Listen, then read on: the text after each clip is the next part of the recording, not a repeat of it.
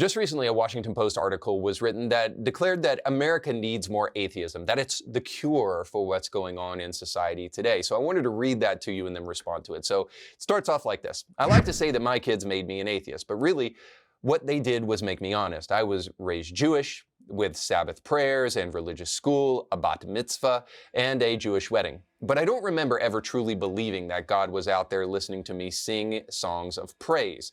I thought of God as a human invention, a character, a concept, a carryover from an ancient time. I thought of him as fiction. So in other words, you were never religious whatsoever. Your parents drug you to synagogue, and on Saturday, I believe, and that's it. And your kids didn't make you an atheist. You're correct. You were always an atheist. This is a problem that many people have in society today, that because they're a part of a religious country or a religious culture or a religious family, therefore they think that that makes them some kind of expert on religion. And then when they have one little small church hurt or whatever the case may be, bad experience at church, somebody didn't say hi to them when they came through the door, the coffee wasn't warm enough, whatever the case may be, all of a sudden that turns them into experts of anti-Christianity, and they want to stand up against it and declare it the evil of our age, when it's very clear, obviously, from the very beginning of this story, this woman actually had no understanding of religion whatsoever. And again, I find this to be an incredibly annoying aspect of modern day atheism, that the people who know the least about religion want to come up and be experts on the subject. So forgive me if I think there is little credibility in any of the words that she's going to say moving forward, but we can keep on pressing ahead. But needless to say, the woman was never a believer of any shape, form, or fashion. Her kids didn't indeed make her an atheist. But the story goes on and it says, "Today I realize that means I'm an atheist. It's not complicated. My non-belief derives naturally from a few basic observations. The Greek myths are obviously stories. The Norse myths are obviously stories. L. Ron Hubbard obviously made that stuff up. Extrapolate. Hitler had a mustache. Everybody with a mustache is Hitler." Now, I've heard this so often. Well, we see these Greek myths and how much they are like the things we hear in Christianity, right? There was a son of God because a god impregnated a woman and all those kind of things. I mean, does that sound like maybe how Hercules was born? Okay, so you can superficially look at some of the Greek myths and you can try to equate them to Christianity, Judaism, or any of the other stories, but they are only superficially the same. They are fundamentally different. And that totally denies the fact that by and large, Romans and Greeks didn't necessarily all believe that the myths were true stories, as opposed to the Western world that has actually built much of its institutions and much of its ideas, at least in its founding, on the ideas of Scripture, and it's actually been a net benefit for society. We'll get to that in a little bit deeper, but there's 2 points just to know here. First of all, classifying Greek myths as the same thing as Christianity is absolutely intellectually dishonest. That's the nice way to say it. It's actually, and there's no nuance throughout any of this to try to suss out how in which they may be different. But we certainly know the second thing, which is that the way in which Christianity has impacted culture is fundamentally different than the way L. Ron Hubbard or any Greek myths impacted culture. Let's keep going. The holy books underpinning some of the bigger theistic religions are riddled with facts now disproved by science and morality, now disavowed by modern adherents. Oh, is that true? I bet you can't provide a single example. I bet you won't do it in any of this article. And if I had bet her before she wrote it, I would have earned a lot of money, because exactly as you might expect, she didn't provide any basis for her very audacious claim that religions are riddled with facts and morality that are now disavowed and disproven by modern society. Now, they may be disavowed by modern society, but the facts disproven. I'd love to hear your case for that, but unfortunately we're not going to get it. This is very similar to what I hear very often from atheists, especially in the comments section. We all know that the Bible was written by men and it's filled with errors. And then when pressed to actually give an error, they can't actually provide one whatsoever. We usually get something around the fact of like, well, look at the discrepancies here. And so just because one story doesn't report something another story does, all of a sudden we're supposed to believe that it's all a lie. So look for those red herrings whenever you find an atheist near you. But let's keep reading. Life is confusing and death is scary. Naturally, humans want to believe that someone capable is in charge and that we continue to live after we die, but wanting doesn't make it so. So really, all right, so Christianity is the crutch. You know, in a way, that's true. Christianity is a crutch. Like, just like you need a crutch for your broken leg, maybe you need a crutch for your soul. You need a crutch for your attitude. You need a crutch for your temperament. If it's broken, you might need to admit that you need a little bit of help. But let's not get it twisted for 1 second. Sure, there are people out there who use Christianity simply as a cope for not knowing what happens when they die. But let's not pretend that atheism isn't a cope too. Just because you don't know what happens, and that's a unnerving and unsettling thing for these pseudo-intellectuals in the atheist community, they need to pretend that they do know everything. And so they insert atheism, and then they say something ridiculous like, science tells us everything we need to know. Scientific naturalism has given us all we need for life. Really? Is that so? So scientific naturalism, which can't provide an objective basis for moral values, has given you everything you need for life. Scientific naturalism, which actually can't explain the origin of our planet and the universe, gives you everything you need for life. Forgive me if I don't believe you. Let's keep going. She goes on to talk about her kids, and she says this. Their first atheist lesson was completely impromptu. Noah was 5, Jesse was 3, and we're sitting on the couch before a bed reading from Dayler's Book of Greek Myths. Okay, whatever that is. A holdover from my childhood bookshelf. One of the boys asked what a myth was, and I told them it was a story about the world and how it works. People used to believe that these gods were in charge of what happened on Earth, and these stories helped explain things they didn't understand, like winter or stars or thunder. See, I flipped ahead and found a picture. Zeus has a thunderbolt. They don't believe in him anymore? No, I said. That's why they call it a myth. When people still believe it, they call it religion, like the stories about God and Moses that we read at Passover, or the ones about Jesus and Christmas. The little pajama-clad bodies nodded, and on we read. That was it, the big moment. It was probably also the easiest moment. Oh, the bravery of this dear woman to once again equate Greek myths to Christianity and Christmas. I bet she still celebrates it, by the way. To equate the Greek myths and Christmas as one and the same, and then to do so with a 3-year-old child that obviously cannot comprehend what's being said. Now, throughout this whole article, you will find zero nuance because she just wants to equate all religions as the same.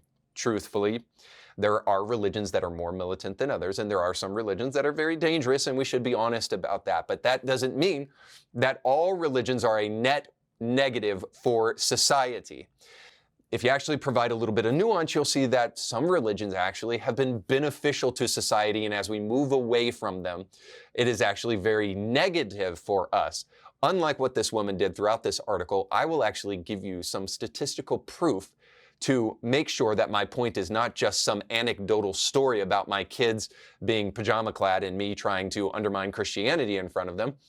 I'll actually provide some evidence for what I'm saying. So statistically, the church is experiencing lower attendance than it ever has. In the first time in history of America, the church is below majority, 47% of people saying that they regularly attend church. 47% of people saying they regularly attend church. Now, if I showed you a chart, which I'll do now, of church attendance and its decline, it is almost directly inverted from the rise of the LGBTQ identifying people in Gen Z.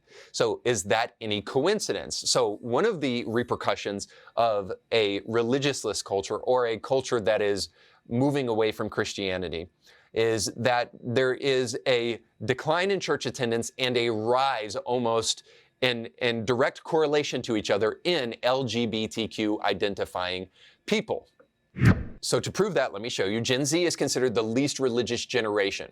Gen Z also has the highest rate of LGBTQ individuals. LGBTQ identifying individuals. 1 out of 1,000 boomers reported being trans compared to, check this out, In Gen Z, 23 out of 100, making Gen Z 20 times more likely to identify as trans. You can see the same thing here on this chart that shows that the LGBTQ identifying people as a whole has exponentially risen in Gen Z. LGBTQ identifying adults have more than quadrupled from Gen X in Gen Z.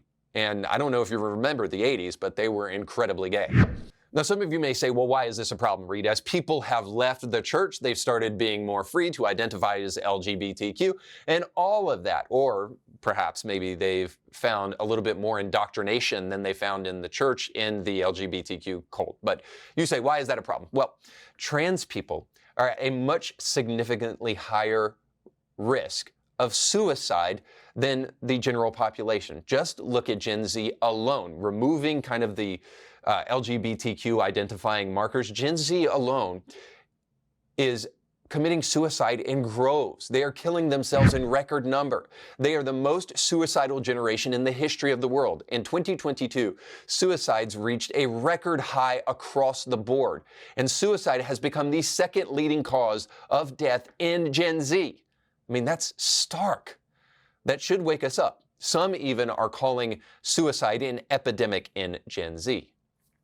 So at the end of the day, as people leave the church, people are identifying more with a generation that is sexually divergent and also at higher risk of suicide. So that brings us to the next thing.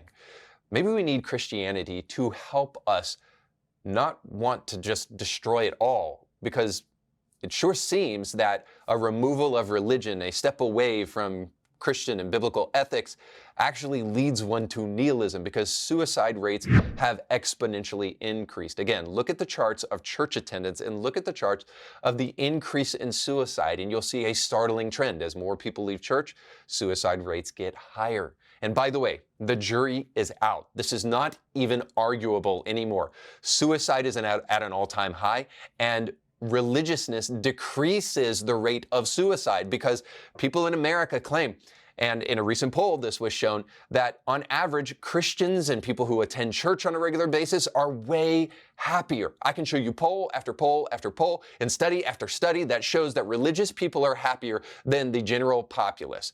Just about every poll, including this study from the NIH, says religious people are much more protected against suicide. As you can see from this Gallup poll, religious people are much more likely to describe themselves as very happy.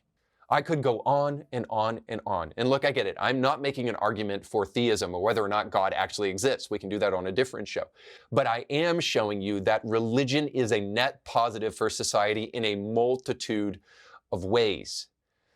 And look, I get it. You may still be a little bit skeptical, but notice this, that regardless of whether you consider yourself an atheist or not, you are probably going to replace your religious adherence with something else. And trust me, this woman that wrote this article is definitely going to replace whatever religious values she had with left-wing values. And so she's going to support the rights of women through abortion. She's going to talk about climate change and how much of an existential threat it is. And she's going to espouse a bunch of different views that are basically espoused on the basis of faith. Because let's not get it twisted. Atheists have faith just like Christians. And somebody, a wise man, once said, I don't have enough faith to be an atheist. Voltaire said this, that if God did not exist, we would have to invent him. Oh, I would give anything for the kind of honest atheist Voltaire was. And he was a rabid, anti-Christian atheist. But oh, that we would have atheists who are wise enough and smart enough to actually admit these kind of things in society today and tell us that, hey, you may not believe in God, but you're going to replace him with something else. This is exactly what Nietzsche said. Who's going to wipe the blood off our hands? Who's going to help us, reach atonement? Shall we not have to create our own games and create our own God in order to be worthy of the death of God? This is a reminder that everybody is worshiping something. But is the thing that you're worshiping actually good for society? Leftism, secularism, postmodernism, it doesn't work. And we're seeing all the time why it doesn't. Therefore, I highly encourage you, It's more important that you investigate the faith than ever before, and more important that you don't just listen to a rabid atheist declare their hate for religion before you start to question whether or not religion may be good for you and your family. That's all the time we have for today. Thanks so much for watching. Don't forget to like, share, and subscribe. And most importantly, go with God. So you just got done watching a small excerpt of a much larger episode. You can find the link to that full episode down below in the description of this video. So you definitely want to check that out, because if you like that clip, you'll like the much larger episode. And while you're at it, don't forget to like, share, and subscribe, and click that little bell to be notified when great new episodes of Indie Thinker come your way. Thanks for watching.